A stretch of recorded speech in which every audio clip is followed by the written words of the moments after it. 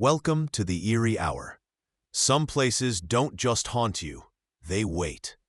You find yourself in an old, quiet place. Perhaps it's a cabin nestled deep within forgotten woods, or an apartment on the top floor of a building time itself seems to bypass. The air hangs heavy, carrying the scent of dust, dampness, and something vaguely metallic, like old pennies left in standing water. Isolation is your only companion. You came here seeking quiet, perhaps escape, but the silence is thicker, more oppressive than you anticipated. Days blend into a monotonous routine, punctuated only by the creaks of the old structure settling or the rustle of leaves outside. You notice it first as just another sound, a low sigh coming from the kitchen sink drain. You dismiss it, just the pipes, settling water, the house breathing. But then you hear it again. Not a gurgle, not a drip, but something softer, sustained, almost like a breath held and then released. It draws your attention, a subtle anomaly in the pervasive quiet. A faint, cold draft seems to rise from the metal grate. You lean closer, a strange curiosity overriding your logic. You think you hear something like a muffled whisper, just at the edge of audibility. It's impossible, of course. Just the wind, just the pipes. But the thought lodges itself deep in your mind. What if it wasn't? If you enjoy descending into the strange and the forgotten, don't forget to like and subscribe, and share your theories below. Now, let's begin. But remember, once the story starts, something always follows. The sigh from the drain becomes a fixture in the silence. It's no longer something you can dismiss. It's a distinct, low resonance, like a cello note played underwater. You find yourself pausing, holding your own breath, straining to distinguish its shape from the house's groans and sighs. The air around the sink is noticeably colder now, a pocket of chill that seems to cling to your skin when you wash your hands or fill the kettle. The metallic scent feels stronger too, not just old pennies, but something sharper, like fresh blood mingled with rust. Doubt begins to erode the edges of your certainty. You spend more time in the kitchen, drawn by a morbid fascination you can't shake. You trace the pipes under the sink, feeling the cold metal, listening for any vibration that might explain the sound. There is none. The sigh seems to come from deeper within the house's hidden veins, or perhaps from a place beyond them entirely. You start to hear faint echoes in the quiet spaces between the sighs, not reflections of your own movements, but tiny, unfamiliar clicks or rustles. It feels as though the silence itself is being used against you, hollowed out to make room for something else. You catch yourself whispering questions to the drain, the absurdity of it striking you only after the sound has left your lips. What do you want? What are you? The silence answers, but not with words you can understand.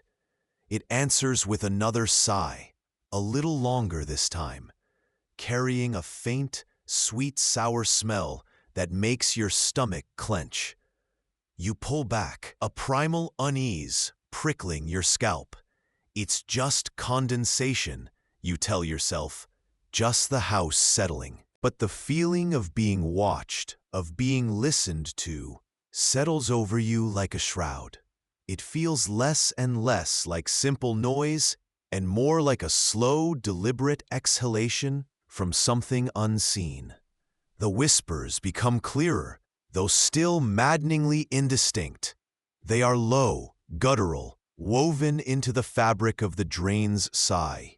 You start placing objects near the sink, a glass, a metal spoon, hoping they might vibrate sympathetically, offer some physical evidence. They remain inert. The cold draft is constant now, emanating from the grate like breath from an opened tomb. It carries the cloying, sweet-sour smell you noticed before, a decaying sweetness that makes the back of your throat ache. Sleep offers no escape. The low sigh follows you into dreams, warping into long, drawn-out cries or soft, sibilant promises you can't recall upon waking. You find yourself checking the drain cover multiple times a day, running your fingers over the cold metal, as if expecting it to shift or speak outright. Your reflection in the small kitchen window at night seems distant, shadowed, less like you and more like a pale imitation standing vigil. The echoes in the house are more pronounced now, sounds repeating themselves faintly after they've faded. A floorboard creak resonating minutes later, a door closing echoing from a room you know is empty.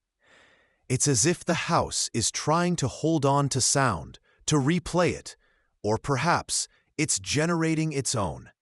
You trace the cold radiating from the drain, wondering how deeply its roots truly go. Is it just the pipes, or is something else running through them? Something that resonates on a frequency just below conscious thought. The isolation you sought has curdled into a profound loneliness, underscored by the chilling certainty that you are not alone after all. The whispers seem almost conversational now, a low, ceaseless murmur hinting at secrets just beyond your grasp. You find a small rusted key on the counter beside the sink. You don't remember seeing it before. It's old, intricate, with a design you don't recognize. The moment your fingers touch it, the cold from the drain seems to surge. Wrapping around your hand, the whispers become a little louder, a ragged chorus barely discernible within the sigh. You turn the key over in your palm, its weight strangely heavy. It resonates with the same metallic chill that rises from the drain. Where did it come from? You scour the drawers, the cabinets, searching for a lock it might fit, a hidden box or panel. There is nothing obvious. The hunt becomes an obsession, a frantic need to understand this small, impossible object. You find yourself staring at your reflection again, not in the window this time, but in the dark, still water at the bottom of the sink. For a moment, your face seems distorted, stretched thin and gray, before the surface shatters with a tiny internal ripple you didn't cause. The decaying sweetness in the air is now sickly potent, thick enough to taste. It hangs over the sink like a visible haze in the dim light. The echoes are more playful now, mischievous. A sharp rapping sound answers your own hesitant tap on the wall. A low chuckle seems to follow you from the kitchen as you leave the room. It feels less like sound bouncing and more like something mimicking you, mocking you. This place isn't just quiet.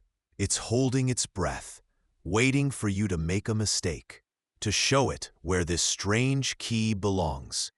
The whispers grow insistent, urging you towards something you can't decipher.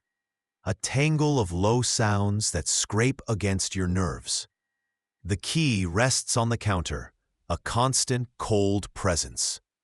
You dream of old locks hidden behind walls, of doors opening onto impossible darkness. The drain's sigh is deeper tonight, a mournful, resonant drone that vibrates in your teeth. It's accompanied by a new sound, a soft, rhythmic scraping, like claws on porcelain. You trace the sound to the sink itself, the metal grate vibrating slightly. The scraping stops when you approach, but the feeling persists, an unseen disturbance just beneath the surface. The air is thick with the sweet, sour decay, almost suffocating. You try opening windows, airing out the place, but the scent remains stubbornly centered around the sink. It clings to your clothes, your skin. Your reflection in the small, dusty mirror in the hall seems detached, studying you with an unnerving stillness. You find yourself talking to the reflection sometimes, seeking solace in your own image, but the eyes looking back feel foreign, too wide, too dark. The echoes are bolder now. A sudden sharp crash from the empty living room sends adrenaline spiking through you, only to find nothing disturbed. It feels like the house is conjuring sounds, manifesting noises from nowhere. The key feels heavier, colder. You consider throwing it away, burying it, but some unseen force roots your hand to the counter. You pick it up, the metal biting into your palm with its chill. It feels significant, a piece of a puzzle you never wanted to solve. Does the house want you to use it, or is it a warning? The scraping sound returns, soft but persistent, just beneath the drain cover. You wake suddenly, the drain sigh loud in the quiet night. It is no longer just a sigh. It's punctuated by ragged, gasping breaths, wet and desperate. The sweet sour scent is overwhelming, making you gag.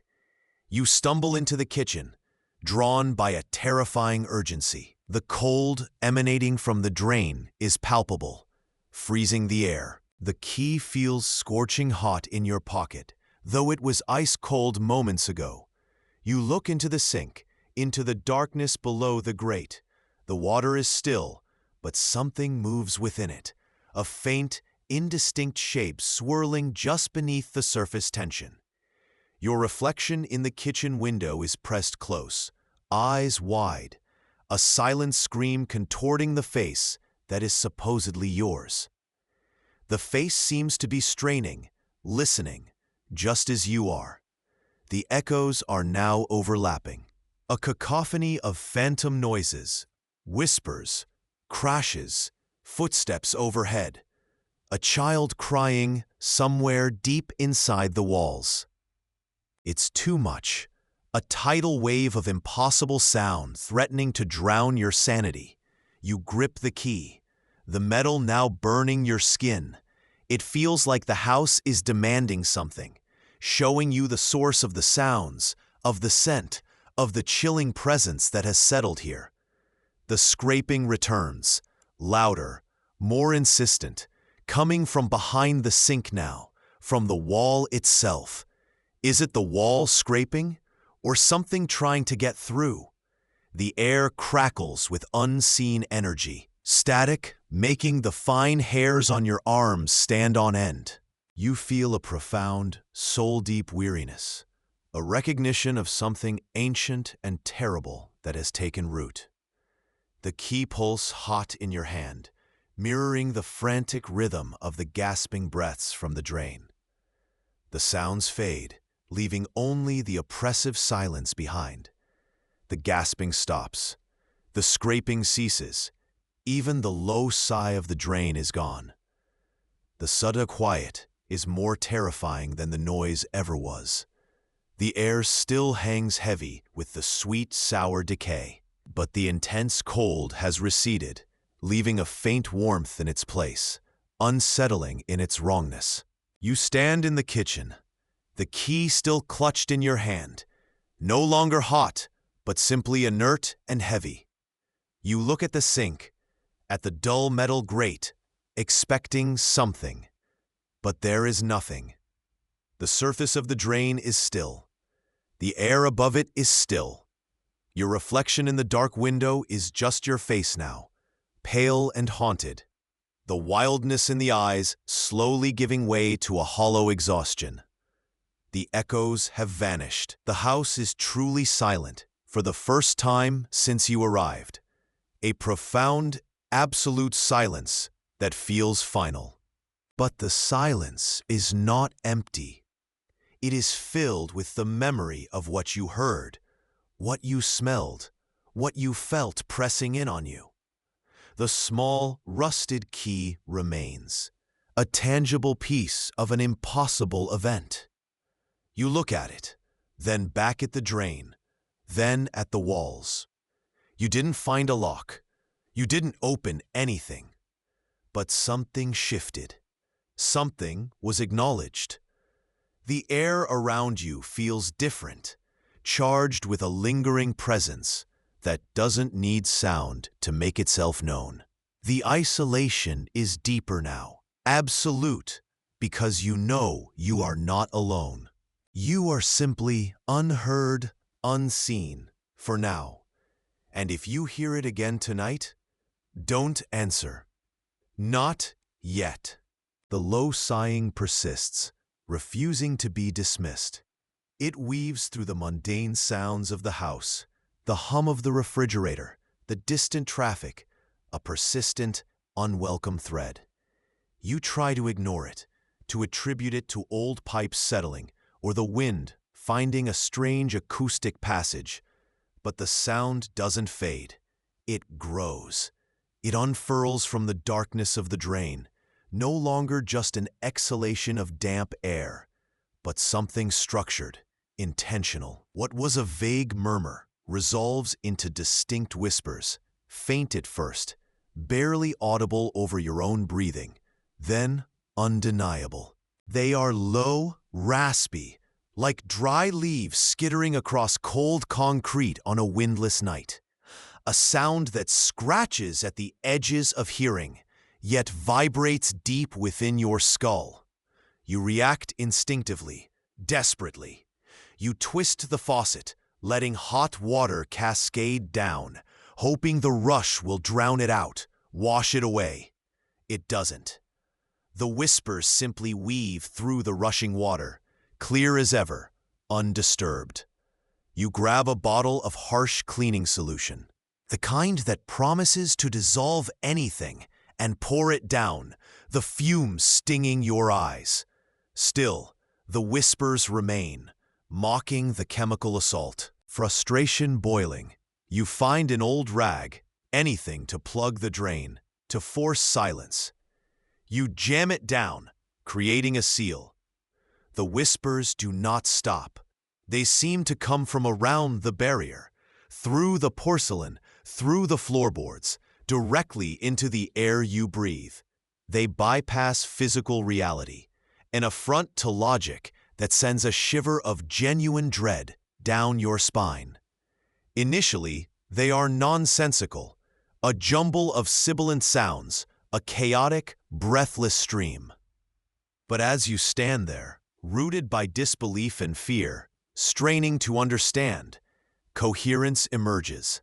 Words, your name, spoken aloud, from the darkness below, a name you haven't heard spoken in its entirety in years, whispered with an intimacy that chills you to the bone. Other words follow, disjointed phrases that hold meaning only for you, references to buried memories, to private thoughts. The whispers seem to know you, to have access to corners of your mind you keep locked away, even from yourself. Doubt, cold and sharp, pierces through the fear. Are you hearing things? Is the isolation finally getting to you, fraying the edges of your sanity until the mind fabricates voices from the silence? You pace the small room, running a hand through your hair, your heart hammering against your ribs. A glance towards the dark glass of the window above the sink catches your reflection, pale and drawn, your eyes wide with a fear that looks disturbingly alien, a mask you don't recognize. The smell of damp earth, already present, intensifies near the drain, now laced with something else, something sickly sweet, like decaying flowers or old, stagnant water mixed with something too rich. You find yourself drawn back to the sink, leaning over the porcelain basin, your head tilting involuntarily towards the darkness, trying to decipher the increasingly personal dialogue emanating from the drain's mouth. The voice has an unsettling quality, an echo as if it's repeating itself from a great distance, or perhaps from deep within your own mind, a disturbing thought that takes root and begins to blossom. You are listening now, truly listening, no longer trying to make it stop, but desperate to understand what it knows, what it wants. Welcome to the Eerie Hour. Some places don't just haunt you, they wait. If you enjoy descending into the strange and the forgotten, don't forget to like and subscribe, and share your theories below. Now, let's begin. But remember, once the story starts, something always follows.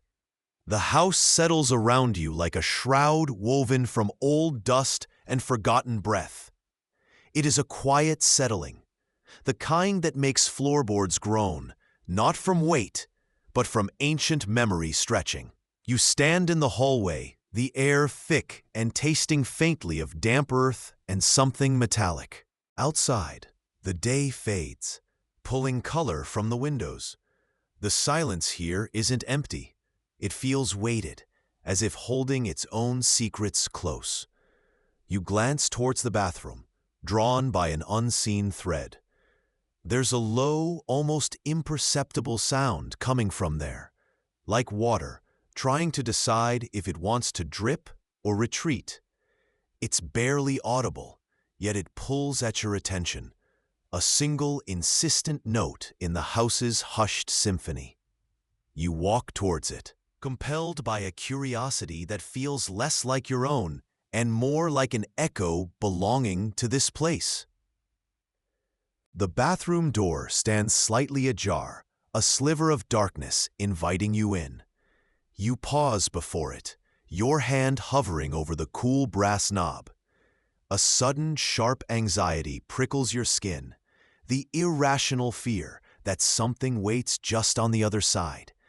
You catch your reflection in the small, circular mirror hanging opposite the door.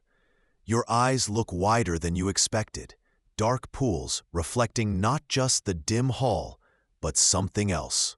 Something indistinct swirling behind you in the glass. You turn quickly, but the hallway is empty, only shadows lengthening. The sound from the bathroom persists, a soft, wet tap, tap, tap. You hesitate. Is that truly just a pipe? You wonder, your hand trembling slightly as it finally grasps the knob. The brass is cold, unnaturally cold. The house seems to hold its breath. The sound inside the bathroom is clearer now, but no less decipherable. It isn't a steady drip. It's irregular, hesitant, like small fingers tapping against porcelain. It emanates from the sink drain. You lean closer, peering into the dark maw of the pipe. The porcelain is stained, veined with thin, dark lines that might be mildew or something older, something ingrained. The tapping stops when you are directly over it, replaced by a faint, gurgling sigh that seems to rise from far below, from the very foundations of the house. The air in the small room grows heavy, thick with a scent you can't quite place. Not unpleasant exactly, but alien, like petrichor mixed with something that died very, very slowly. A shiver traces its way down your spine, and you feel a sudden, profound disorientation. How long have you been standing here? Minutes? Hours? The concept of time seems to warp within these walls.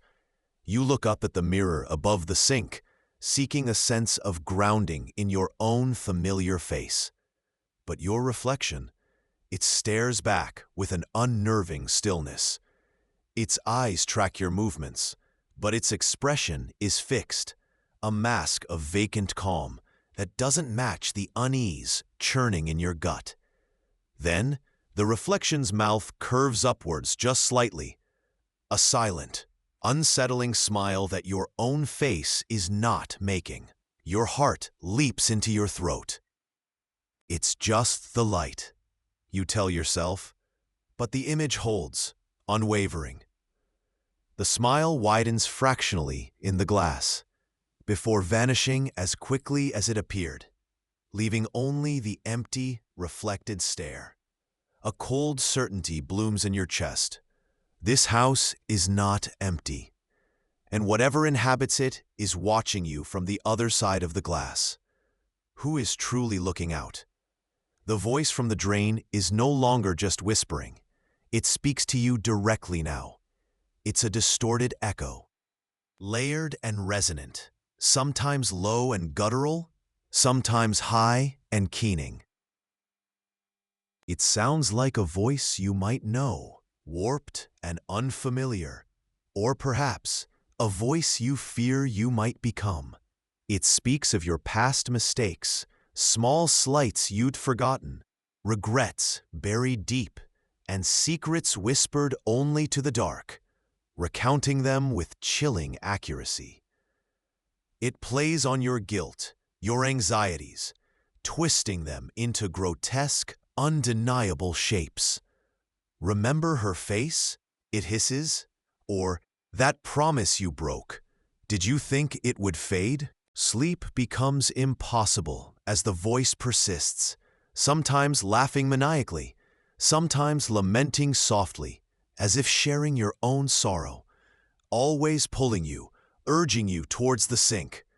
The constant pressure builds, a physical ache behind your eyes. You find yourself actively avoiding mirrors, afraid of what you might see looking back, catching only fleeting, warped glimpses of your own reflection that seem shadowed, indistinct, mirroring the distortion you hear. Physical objects near the drain begin to shift subtly. A ceramic mug on the counter seems closer to the edge than before. A towel draped over the side slides silently to the floor when you aren't looking directly. Driven by a desperate need for understanding, you probe under the sink, feeling along the cold, damp pipes. Your fingers brush against something foreign, tucked into the pipework. You pull it out, a small, brittle piece of paper, yellowed with age, an old, faded note, with just a few lines of spidery script you can barely decipher, hinting at a long-forgotten history, a warning tied to the house and its plumbing. You hold the note, trembling, and the voice from the drain responds immediately, confirming its context in cryptic, chilling terms, speaking of bindings and old flows. You are no longer sure what is real, the insistent voice, the shifting house, or your own fractured memories being fed back to you. The echoes in the house now seem to carry its voice, bouncing off walls, making it impossible to locate precisely, always just behind you, just out of sight, a constant, disembodied presence that whispers, "Are you even here at all?" The voice is everywhere now, weeding through the house like a malevolent fog. It isn't confined to the drain. It rustles in the corners of rooms, sighs in the drafts under doors, and seems to emanate from the very walls themselves. It knows your name now, speaking it with a peculiar, possessive lilt. The psychological fracture deepens into active paranoia. You jump at every creak. Every shadow seems to writhe at the periphery of your vision. The note, clutched tight in your hand, feels warm, almost vibrating, its faded script seeming to deepen in hue before your eyes.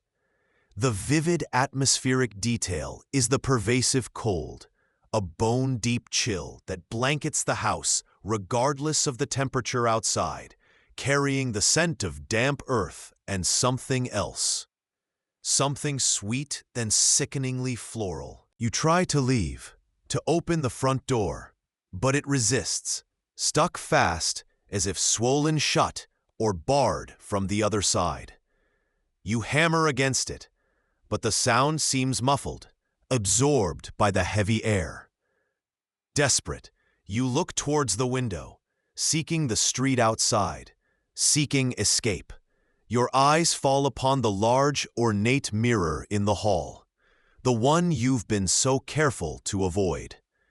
In its polished surface, you see not just yourself, pale and frantic, but the hallways stretched out behind you, unnaturally long and distorted, like looking down a funhouse corridor. And far down that impossible hallway, in the mirror's reflection, you see a shape detach itself from the shadows, a figure standing motionless, watching you. It is indistinct, a distortion of form, but you know, with a certainty that chills you to the marrow, that it is not your own reflection. It is in the mirror, not just of the room. Where does the hallway truly end? The voice whispers from everywhere and nowhere, and you take a step back, away from the glass, away from the impossible depths it reveals. The sense of unreality becomes overwhelming, a crushing weight on your mind. The house breathes around you, its walls seeming to press inward, its floorboards groaning as if alive. The voice is no longer just speaking, it's filling your thoughts, blurring the line between its consciousness and your own. You stand before the grand mirror in the hall, unable to pull away. Your reflection stares back, but it is subtly wrong. The eyes are too dark, too deep. The strange, knowing smile plays on its lips. The figure you saw before is clearer now, just behind your reflection in the glass. A tall, shadowed form, indistinct but undeniably present. It raises a hand slowly, and your reflection in the mirror raises its other hand, mimicking you imperfectly. The air is thick with the sweet, cloying scent of decay, so potent it makes your head spin. This is the peak, the moment of psychological fracture, where reality splinters entirely. You feel a strange calm descend, an eerie resignation. The mirror's surface seems to shimmer, to grow liquid. The distorted figure behind your reflection reaches out a long, thin arm towards you, towards the glass. Your reflection leans forward, its mouth opening, but the sound that emerges is not your voice, but the layered, echoing resonance from the drain. "Come home," it says, the words vibrating not just in the air, but inside your skull. The glass ripples like dark water. You see glimpses through it now, not of the house, but of a dim, wet space tangled with roots and dark. Sluggish flows. The mirror is not a reflection, it is a threshold. "What do you truly remember?" the voice echoes, and the figure in the glass steps forward, closer to the surface, its features coalescing into something vaguely familiar, something that chills you to the bone. The intensity recedes, slowly, like a tide pulling back from a ravaged shore, leaving only debris and the lingering scent of salt and rot. The figure in the mirror retreats back into the impossible hallway within the glass. The shimmering surface hardens, becoming solid reflection once more. The house sighs, settling back into its customary, ominous quiet. The pervasive cold lessens, though a chill lingers in the air, nestled deep in your bones. The voice in the drain is silent. The echoes cease. The note you found under the sink is still in your hand, brittle and faded, its spidery script now illegible, a tangible piece of the nightmare that offers no answers. You are exhausted, hollowed out. The paranoia is gone, replaced by a profound, aching emptiness and a lingering doubt that colors everything. Did it happen? All of it? The voice, the shifting objects, the figure in the glass? Or was it all just the house, the isolation, the strain on your mind? You look towards the mirror again, tentative now. Your reflection stares back. It looks tired, haunted, but it is undeniably you. The smile is gone. The strange depth in the eyes has receded. It is just a mirror, showing just a hallway. But you notice something small on the glass, near the edge, a faint smear, like damp earth, where the figure's hand would have touched. And you know, with a certainty that sinks like a stone in your gut, that it was real. The house holds its breath, waiting. The mirrors are just glass now, but you still avoid looking too long, too closely. The silence is heavy with potential. You didn't step through, not this time. And if you hear it again tonight, don't answer. Not yet. The voices break, not into separate words, but into fragments of sound, splintered and sharp. It is no longer one voice from the drain, but a multitude, a cacophony of whispers and screams that coil and writhe like dark smoke. They are distorted, warped into shapes that feel sickeningly familiar, terrifyingly close. It is a choir of torment, and suddenly, chillingly, you cannot distinguish them from the frantic beating of your own heart. The choked cries caught in your own throat, the panicked thoughts tearing through your mind. The echoes are deafening now, a storm of sound that doesn't seem to come from anywhere, but is everywhere at once, a pressure against your skull, against your very soul. This soundstorm forces memories to the surface, not gently, but violently, like shards of glass thrown against a wall. Moments you thought were buried, moments of guilt, of failure, of things left unsaid or undone, flash before your eyes, each one amplified, screaming its accusation in harmony with the voices from the drain. Terror is a physical weight, crushing you, leaving you breathless and reeling. A physical space responds to this internal disintegration. The water level in the sink begins to rise again, impossibly fast this time. It isn't clear or gray anymore. It is black, opaque, reflecting nothing, absorbing all light. From the drain grate, a cold, thick, slimy substance oozes out, spreading like a dark, viscous stain across the porcelain. It smells faintly of decay, of something ancient and buried just beneath the surface of the world. And from deep within the pipes, faint but distinct, come scraping sounds, like claws on metal, trying to climb their way out. Then you feel it, a physical pull, a sickening gravitational force that seems to emanate from the sink, from the black water swirling gently just below the rim. It is a subtle tug at first, at your chest, your stomach, then stronger at your very core. It is not the pull of gravity, but something else entirely, something predatory, drawing you towards the darkness, towards the drain. You plant your feet, dig your heels into the floor, but the pull is relentless, a tide against which you cannot stand. Your sense of self begins to erode under the pressure, under the overwhelming noise and the physical strain. Who are you? Where are you? The questions are meaningless in the face of the pulling force, the screaming echoes. Your name, your history, your face in a mirror, they feel distant, alien, like things belonging to someone else. The echoes are a tempest, tearing reality apart at the seams, and you know, with a certainty colder than the oozing slime, that they are trying to pull you down into the darkness of the drain with them. The edge of the sink feels closer than it should, the black water waiting. It feels less like falling and more like being unmade.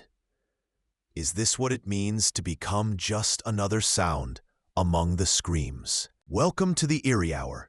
Some places don't just haunt you, they wait. If you enjoy descending into the strange and the forgotten, don't forget to like and subscribe, and share your theories below. Now, let's begin. But remember, once the story starts, something always follows. She finds the house by accident, or perhaps it finds her. An old place, settled deep in overgrown woods, its windows like vacant eyes staring out from beneath a heavy brow of eaves. You step across the threshold, the wood beneath your feet sighing a low, resigned sound of protest, a sound that seems to vibrate up through your bones. Dust motes dance in the slanted light, filtering through begrimed panes, illuminating forgotten corners, the spectral shapes of draped furniture, huddled like mourners.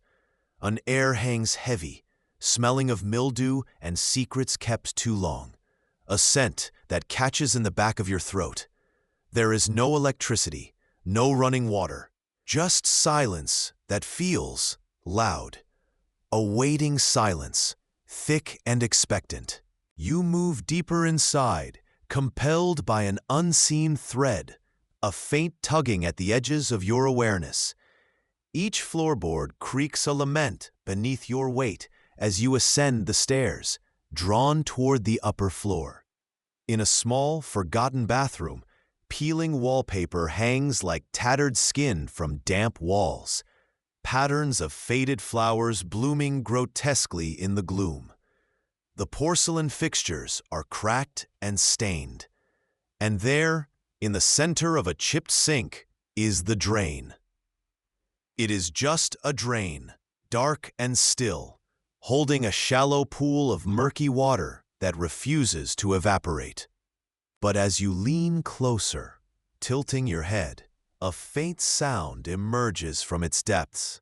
A soft gurgling, a whisper that seems impossible in a house so dry, so long abandoned, so utterly without the flow of water. It is not the sound of water, not quite. It is something else, something that tickles the edge of hearing, a sound felt more than truly perceived. You cup a hand behind your ear, straining to catch the elusive noise. The sound seems to ebb and flow, sometimes almost gone, sometimes rising into a low murmur that feels vaguely like voices, distant and distorted, speaking just beyond the cusp of understanding. A chill raises the fine hairs on your arms, not from cold, but from a sudden, sharp unease that pricks at your consciousness. Curiosity, initially the gentle guide, warps into something colder, a primal fear gnawing in your gut as you realize the sound is not a trick of the wind or the settling house. It is deliberate. You look down into the sink again at the dark, still water gathered around the drain. For a flicker of a second, you see your own reflection staring back, but it is not quite right. The face is yours, yes, but the eyes seem too large, too dark, fixed with an intensity that doesn't feel like your own, an expression you've never worn. The image warps, ripples, and vanishes as quickly as it appeared, leaving only the black circle of the drain and the persistent, impossible sound. You pull back sharply, heart hammering against your ribs, feeling suddenly that the house doesn't just have walls, it has whispers. They are not outside her anymore, contained by plaster and wood. They are not inside the walls, not truly. They are inside the silence. And the silence, you are starting to understand, is inside you. The air in the small room feels suddenly thick, pressing in. You know with a certainty that chills you that you are not alone. And the drain, it is listening. The sound, once merely a whisper, now feels louder, more insistent. It follows you from the bathroom, seeping into the silent halls. A low hum beneath the creak of the floorboards, a faint vibration in the air. You try to dismiss it as an auditory hallucination, a trick of an old house and an overactive imagination. But the sounds persist, weaving themselves into the fabric of the place. They seem to emanate from the drain, yes, but also from the walls themselves, from the stagnant air. The murmur has taken on a rhythm, a cadence that is almost musical, a strange dissonant chant. You find yourself returning to the bathroom, drawn by an irresistible pull, like a moth to a dark flame. She sits on the cold floor, back against the damp wall, simply listening. The water in the sink is no longer still. A faint ripple disturbs its surface, though nothing touches it. The dark pool seems slightly deeper than before, closer to the rim. As you watch, mesmerized, a single drop of water detaches from the ancient faucet above, hanging suspended for a long moment before falling with a soft plink into the sink. But the faucet is dry, clearly broken. There is no water source, yet another drop forms, and another, falling with unnerving precision, each plink echoing in the oppressive quiet. Each drop sends a widening circle across the dark surface, disturbing the strange, silent pool. You lean closer, catching your reflection again in the dark water. This time, it stays longer, clearer. The face is unmistakably yours, but the eyes are wide, unfocused, and a faint, terrible smile plays on the lips. A smile you have never made. A smile of someone listening to a beautiful secret. It is a reflection of absorption, of utter, terrifying calm. The house seems to respond to the sounds now too. The groaning deepens, the wood shifting as if settling around you, or perhaps closing in.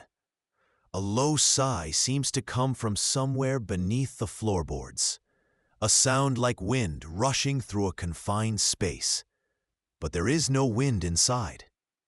You feel a growing obsession taking root, a desperate need to understand the voices, to decipher the strange chant. Sleep offers no reprieve. The sounds are clearest in the quiet dark, pulling you back towards the sink. You find yourself tracing the lines of the peeling wallpaper, wondering if the floral patterns were meant to hide something beneath.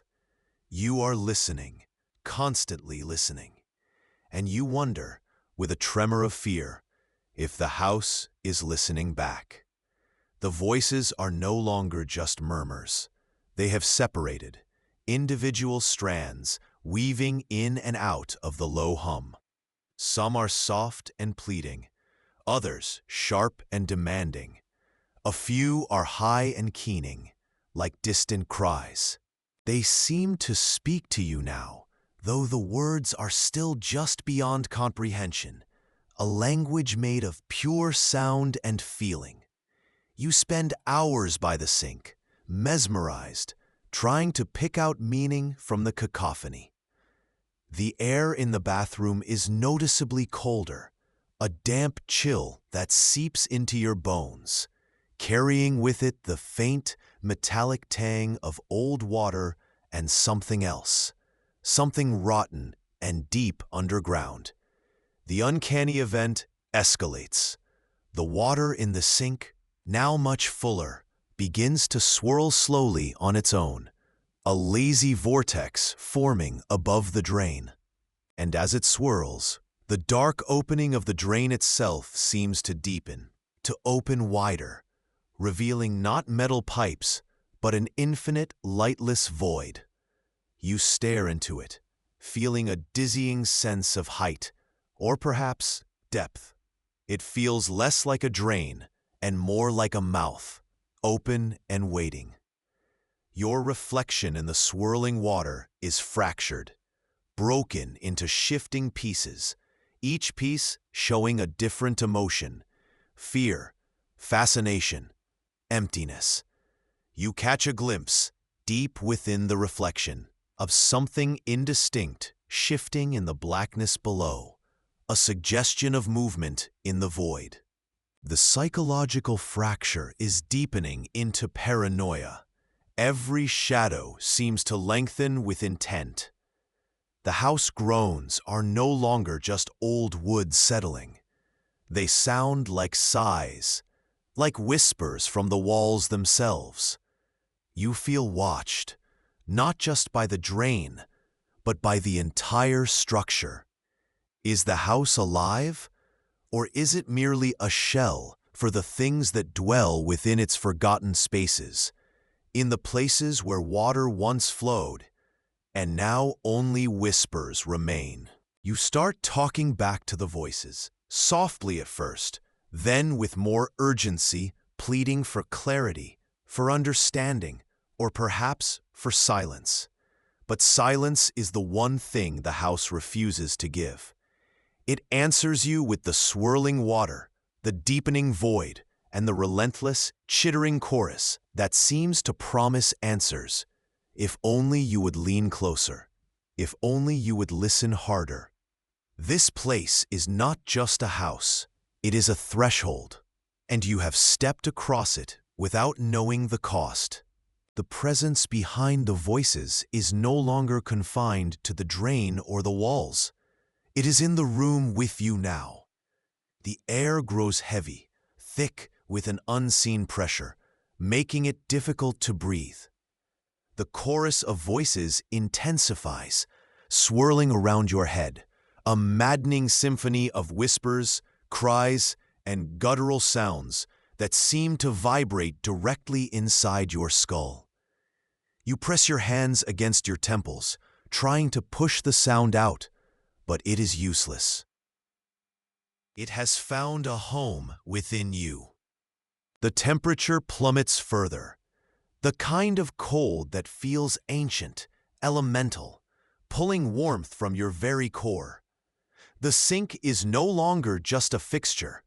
It pulses with a faint, dark light emanating from the void of the drain. The dark water laps against the rim, defying gravity in places, forming strange, static shapes before collapsing back. Look into the water now, into your reflection. It is no longer fractured, but whole, and it mirrors the terrible smile seen before. Wider now, revealing too many teeth. And behind your reflected form, looming in the dark water, is a suggestion of something vast, something formless and terrible, its outline shifting like smoke or water, its essence rooted in the blackness below. It is a reflection not just of you, but of what is reaching for you from the drain. The psychological fracture is complete. Reality has frayed at the edges. You are no longer sure if the house exists outside of your perception or if the voices are truly external. You feel a profound dissociation, watching yourself by the sink as if from a distance. She is captivated, drawn in by the terrible beauty of the abyss, by the secrets the voices promise. Fear is still present, a raw animal terror, but it is overlaid with a strange sense of belonging, as if this darkness, this cold, this ceaseless sound is where you were always meant to be. You are losing yourself to the echoes, becoming a part of the house's terrible symphony. The air smells overwhelmingly of damp earth and decay, a scent that seems to rise from the drain itself, clinging to everything. You know, with chilling certainty, that you are on the brink of something irreversible. Something is reaching out, its form visible only in the corrupted reflection, and it is inviting you in. You stand before the drain, the chorus of voices swirling around you, inside you.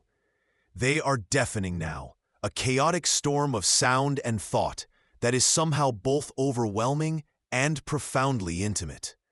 The dark water laps violently at the rim of the sink, splashing onto the cracked porcelain, the drops hanging impossibly in the air for a moment before falling.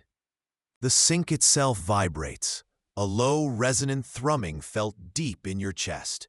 Within the swirling dark water, the drain is no longer a void, but a swirling portal, pulsating with that same faint, terrible light. The reflection shows a face contorted, eyes squeezed shut or wide with a horrifying acceptance. It's hard to tell which, and the looming shape behind it has solidified, its form less suggestion and more presence. A vast, liquid darkness filling the edges of the reflection, reaching. The entity, unseen but intensely felt, offers its final, terrible choice. It is not spoken in words, but in a surge of understanding, a violent download of sensation and implication. It's a choice between clinging to the fragile remnants of what you were, scrambling back towards a world that now feels thin and false, or leaning in, surrendering to the overwhelming pull, becoming one with the echoes, dissolving into the dark water, into the infinite depth below. The air screams with the force of the voices, with the groaning of the house as it shifts around you, its structure protesting, or perhaps welcoming the union. The smell of damp earth and decay is overpowering, choking. What happens next is lost in a blur of sound and sensation. Fragmented images flashing behind your eyes, the gleam of porcelain, the blackness of the drain, the terrible smile in the reflection, a feeling of falling, of dissolving, of being pulled apart and reformed. Perhaps you resist, muscles screaming, pulling away from the overwhelming pull, scrambling out of the room as the house groans and shifts violently around you, walls seeming to buckle, the floor tilting. Perhaps you succumb, leaning in, letting the voices wash over you, the cold water touching your fingertips, then your hands, your face. Perhaps you fall, or are drawn, headfirst into the swirling abyss. The details are obscured, fragmented, like shards of a shattered mirror. You find yourself somewhere else. The house is gone, or you are, or both. But the silence you sought is not found. The echoes remain. They are fainter now, perhaps, a murmur just beneath the threshold of normal hearing.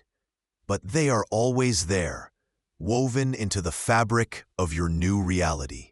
You hear them just beneath the surface of hearing, in the low hum of a refrigerator that wasn't there before, the rush of blood in your ears during moments of quiet, the static on a dead radio channel, a sound you never would have noticed before.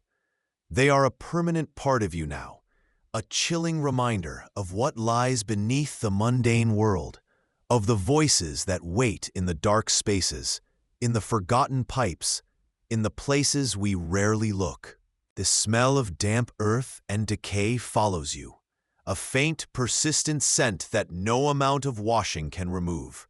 Reflections catch your eye, in windows, in still water, in polished surfaces, showing something brief, disturbing, a flicker of the dark void or the terrible smile, before vanishing.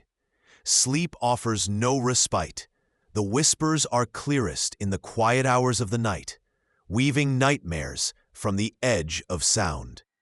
You listen perpetually for the sound of running water, for the low sigh from a drain that isn't there, because you know now it's not the sound you are hearing, but the silence between the sounds.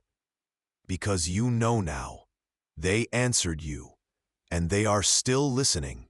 The silence you sought has become the most terrifying sound of all, for within it, You can still hear the faint, persistent echoes of what you heard in the drain. A constant, subtle horror that has become your new reality. A perpetual state of listening for the sound that will inevitably answer back. And if you hear it again tonight, don't answer. Not yet.